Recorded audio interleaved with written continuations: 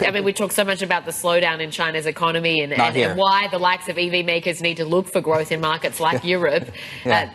One sector, though, that is doing much, much better is when it comes to pets and animal care in particular. And there's actually a new report out from Bloomberg Intelligence saying that it's going to hit nearly $50 billion by 2030. That's as fur babies, as they're known to some people, emerges the new proxy for children. Let's get more now with our senior analyst, Ada Lee. And Ada, I mean, talk us through it, because of course we know people love pets, and it's not a China phenomenon, it's a global phenomenon. Not everyone, but yeah, okay. Okay, well, yeah, but hopefully people love their pets because they've chosen to get them.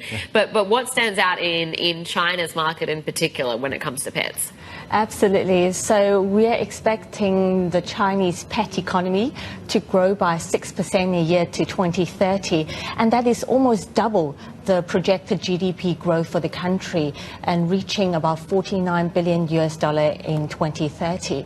And that growth is mainly driven by, firstly, shifting demographic.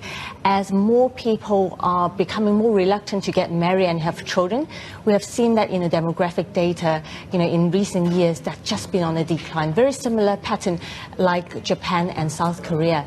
And we're expecting the increase in number of single elderly people, as well as very busy individuals that are working in cities. They are going to look for companionship from these furry creatures. And we expect them also to increase their willingness to spend on these animals as they get older and as they become part of the family. Yeah, well, if not already, right? And is the case also we're seeing in Japan, for example, where we know, of course, the demographics are the most extreme version, I guess, of just really bad demographics, but that doesn't mean there are no, furry friends around. Correct. So in terms of Japan, it's a very interesting case, because we are not really expecting them to grow. We're expecting more stabilization in the Japanese pet economy. And that's because they have already seen the pet boom back in 2003, when it was the first time ever that the number of cats and dogs in the country outnumber the number of kids under the age of 15. So it's a staggering number to see when you have more cats and dogs running around in Japan than kids.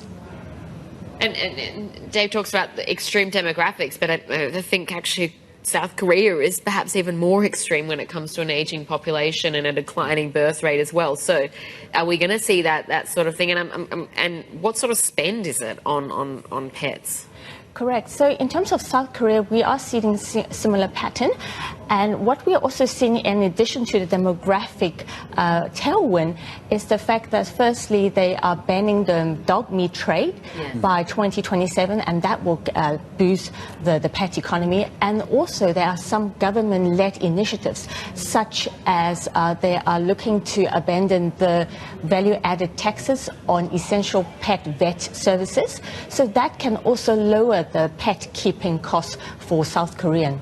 Yeah, I think, a case in point, and this is an example close to home of just how much people spend on their pets, right? So I think this is a video actually of one of her producers in her pet farm at home, and just a ridiculous lifestyle that, her pets actually enjoy more than humans. Luxurious lifestyle. I think we're making the point that the pets have a better lifestyle than some of us humans. The pet food industry is actually a massively booming industry, and these pets are not eating the normal offbit.